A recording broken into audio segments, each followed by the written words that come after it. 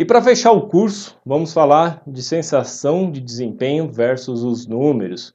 Obviamente que a gente tem muito assunto ainda para ir a fundo, principalmente turbo, acerto em dinamômetro, mas isso aí serão cursos muito mais profundos e aí serão oferecidos para pessoas que realmente querem ir para essa área de preparação. Mas eu gosto muito de bater que na tecla da sensação de desempenho é diferente de número, principalmente quando eu falo de potência. Você tem que fazer sempre um trabalho muito bem casado entre curva de torque que o meu motor vai produzir e relação de marcha para o seu carro realmente ter um desempenho convincente. Um projeto que eu trabalhei no Falcon 2.0 Turbo, que era a substituição do 4.0 aspirado, ele não deixou de ser fabricado, mas vieram com uma proposta de botar o motor mesmo, que é no Fusion, no Falcon. Foi vendido esse carro para ter economia de combustível. Realmente ele era muito mais econômico no dia a dia.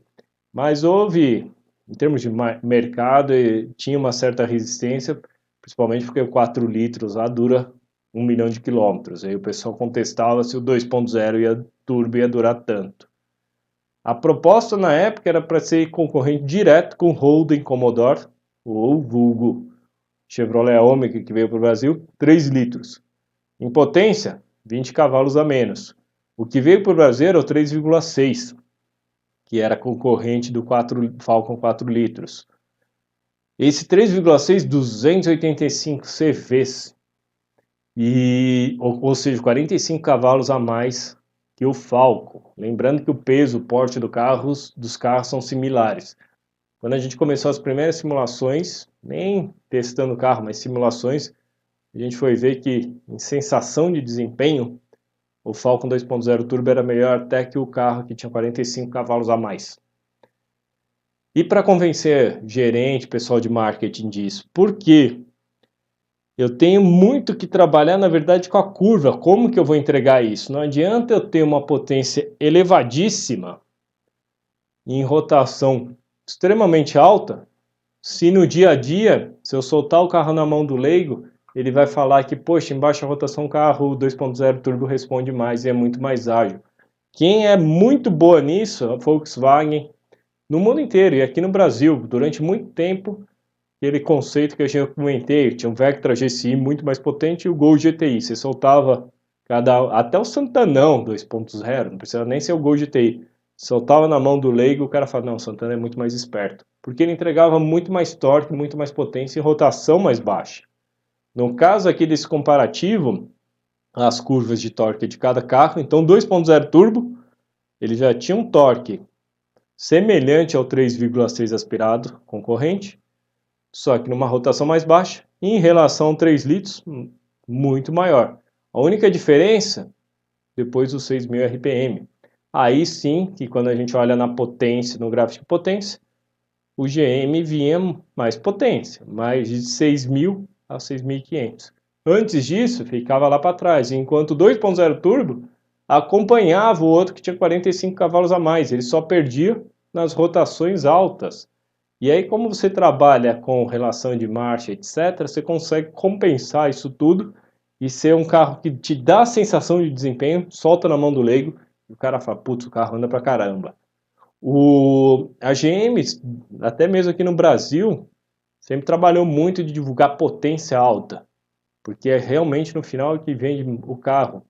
Mas e aí, como que eu vou entregar isso daqui? E nesse aspecto, já a Volkswagen sempre entregou a sensação de desempenho, e até hoje, pega o Polo 1.0, o 1.0 Turbo, o Up 1.0 Turbo, até o Jetta 1.4 Turbo, você vê que entrega desde cedo, então você solta na mão do leigo na hora do test drive, ele fala, putz, esse carro anda muito mais que o concorrente. Porque na saída de lombada, saída de farol, realmente ele é mais ágil, eu tenho muito mais entrega de potência naquela condição. No final, você usa uma métrica que chama Performance Fuel Index, que considera picos de aceleração em saída, em retomada, etc. Tem várias manobras que você faz e mede, que tenta simular mais ou menos o uso do dia a dia do leigo. E aí, em cima de uma equação, você joga esses números e dá um número final, Performance Fuel Index. Então era engraçado que a gente apresentava isso em reunião e mostrava que o Falcon 2.0 Turbo entregava uma sensação de performance até maior que o Commodore mais potente, de categoria acima. E ninguém acreditava, até o dia que pegaram os 3 carros, vai lá dirigir na pista, vai dirigir no dia a dia, e o pessoal voltava, realmente o Falcon é mais esperto. Óbvio, né, que quando você está no limite de aceleração em velocidade extremamente alta, o Falcon começa a perder, porque ele tem menos potência. Então, no 0 a 100 ele era melhor que o 3 litros, mas perdia um pouquinho para o 3,6. Então, comparando com 3 litros, pico de aceleração inicial era muito maior, então essa curva aqui de aceleração. Então, primeira, segunda, só depois na terceira, no final da terceira, que ele começava a perder. Quando a rotação do Commodore e dele já estava muito alta, aí ele perdia. Mas a média de potência entregue ao solo era maior, até 150, 160 por hora. Porque a faixa de rotação que ele estava trabalhando entregava mais potência do que o Commodore estava trabalhando. Então, se eu tenho um carro com muitas marchas e uma marcha mais pertinho da outra, aí sim o Commodore conseguiria buscar, porque estaria trabalhando com rotações mais perto da potência máxima. Isso eu discuto muito lá no Best Cars, quando a gente compara o carro CVT com o carro não CVT, porque o CVT ele vai sempre entregando uma rotação constante, consequentemente uma potência constante ao solo, enquanto quando eu troco marcha eu estou entregando uma média, e aí eu perco desempenho. Então no caso aqui de aceleração 0 a 100, o Falcon só perdia um pouquinho para o Commodore. Então na aceleração você vê porque eles tinham curva de torque parecida, eles andavam juntos, só que sempre que chegava numa rotação mais alta, onde os 45 cavalos a mais falavam, aí o Commodore acelerava. Então, ao longo do tempo, o Commodore acelerava mais que o Falcon. Mas se você soltasse na mão do leigo, o leigo te falaria que o Falcon era mais esperto. Mesmo conceito do Polo, TSI, etc., aí que eu já comentei, né? Olhando em outros números, lá fora, a Ford tinha um Fiesta 1.6 aspirado, 125 cavalos, e o 1.0 turbo, 125 cavalos. Aqui no Brasil, o 1.6 tinha um pouquinho mais, porque o nosso combustível permitia. Lá fora, os dois têm a mesma potência, então em potência máxima, os dois são iguais. Ou seja, se eu for para uma autobahn e eu tiver, obviamente, a relação de marcha tudo casadinho, certinha, os dois vão ter a mesma velocidade máxima. Se eu for para uma pista e tiver um estudo de relação de marcha também certinho, os dois vão andar junto. Mas no dia a dia, o que acontece? 1.0 turbo, entre 2, 2.500, 3.000 giros, ele entrega muito mais torque, consequentemente muito mais potência. De novo, você solta na mão do leigo, o leigo ele vai falar, putz, 1.0 é muito mais rápido, muito mais ágil, 1.0 turbo que 1.6. Justamente por essa entrega de torque maior em rotação mais baixa. Outra coisa que se faz muito na questão de sensação de desempenho, e tem fabricante aí que apela, como eu não tenho o pedal do acelerador correlacionado com o torque do motor, eu tenho, na verdade, hoje em dia, a maioria dos fabricantes, eles fazem uma relação. Apertei tanto de pedal, eu tenho tanto de aceleração. Como que eu faço isso? Não importa se o meu motor é 1,6 ou se o meu motor é 2 litros. Se é o mesmo carro, o mesmo fabricante, mesma categoria, eu apertei 10, 20% de pedal, a aceleração é o mesmo. Não importa, eles já têm o seu DNA, sua marca. Então eu estou testando o carro 1.6, vai lá, acelera, pô, tem uma certa aceleração boa. É muito comum você sentir isso nos carros 1 litro. Você aperta 20% e o carro é esperto, você fala, nossa, o carro é rapidinho. Mas por quê? Eu aperto 20%, eu exijo uma certa aceleração. Esse é um DNA da minha marca, do meu fabricante. Então não importa qual carro seja, ele vai ter aquela aceleração. Só que qual que é o problema? Dos 20% para frente, praticamente não tem mais nada. Tem fabricante que é mais progressivo, que eu, Felipe, particularmente prefiro, eu falo muito isso no Best Cars, justamente por, se eu quiser dosar e ter uma condução mais suave, é melhor, porque se tem esposa, criança, todo mundo dormindo no carro, você quer ter uma condição suave, confortável, e se eu quiser desempenho é só afundar o pé no acelerador. Mas qual que é o problema? Às vezes você pega o cara que andou num Volkswagen, que é mais progressivo, aí ele sai e vai testar o Toyota concorrente. Aí o Toyota tem um acelerador muito mais agressivo, ou seja, ele pisa pouco e o motor já enche logo. Ele sai da Toyota falando, nossa, o Toyota é muito mais esperto, porque ele pesou 20, 30% de pedal, o motor já veio no seu máximo, o carro andou pra caramba, ele acha que o carro é mais rápido.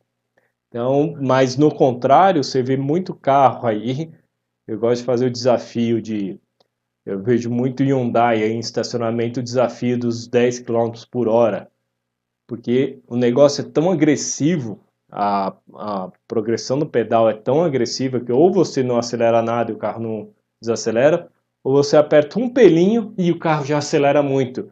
O desafio dos 10 km por hora é qualquer. Tenta manter 10 km por hora com o seu carro no estacionamento. Pode reparar, você vê muito HB20 em estacionamento andando mais rápido do que deveria. E muitas vezes não é culpa do motorista, é difícil de dosar do acelerador. E aí você é obrigado a acelerar, tirar, acelerar, tirar, acelerar, tirar, em prol dessa sensação que o carro é esperto, né? Então, alguns exemplos também. Aliás, tem carro que eu já testei que você dá 23% de pedal, ou seja, nada, né? 23% de pedal e o motor já está em 100. Aí, obviamente, pô, o carro parece super esperto, mas aí quando você vai para a estrada, você está acostumado com aquela progressão, e você fala, agora eu vou ultrapassar, você está com uns 20%, você acelera, não vem mais nada. Então pode dar o efeito contrário. Outra coisa que ajuda bastante, nesse caso o teste do Renault Kwid, que foi?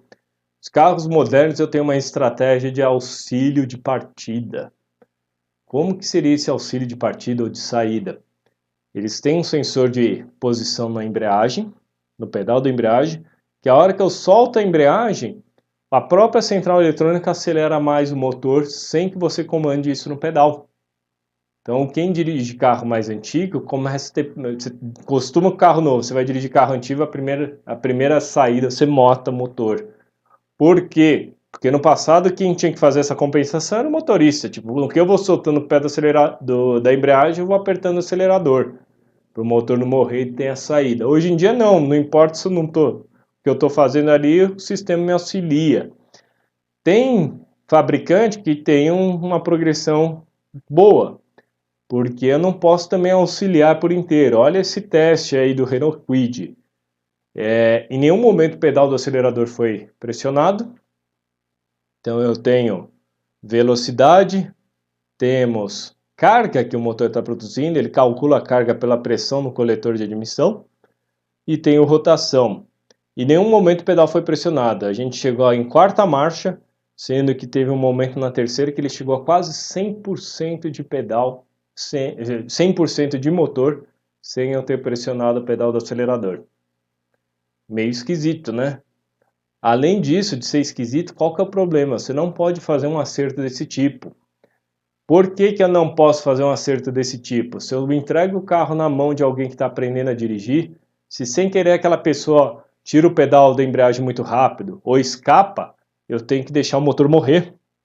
Porque se eu não deixo o motor morrer, a pessoa pode subir guia, subir calçada, sair atropelando todo mundo no desespero. Porque ela não tem habilidade ainda. Então tem um limite desse auxílio, e cada fabricante tem o seu. E no caso de alguns, eles são mais preocupados com essa segurança e outros acham que podem entregar tudo que o motor dá, mesmo sem apertar o acelerador, para auxiliar na saída do carro e o carro parecer mais esperto. Então, um exemplo aí, esse no caso do Kwid, que a gente testou, 45% de pedal, o motor já estava em 100% a 60 por hora. Então, de 45 para frente, não existia mais nada no pedal. Mas você solta o carro na mão do leigo, ele vira para você e fala, nossa, o Kwid é rápido, hein? E você dá uma casquinha de acelerador, ele já age pra caramba. Como eu falei, teve carro que a gente testou, no caso era um Argo, que era 23% aqui, e o motor já dava 100%. Só que chega a ponto de ser difícil de dirigir, porque na hora das trocas de marchas, ou você acelera e o motor dá aquele tranco de acelerar demais, ou você acelera de menos e ele dá engasgada. Fica difícil de dirigir. A pessoa que está do seu lado acha que você é barbeiro.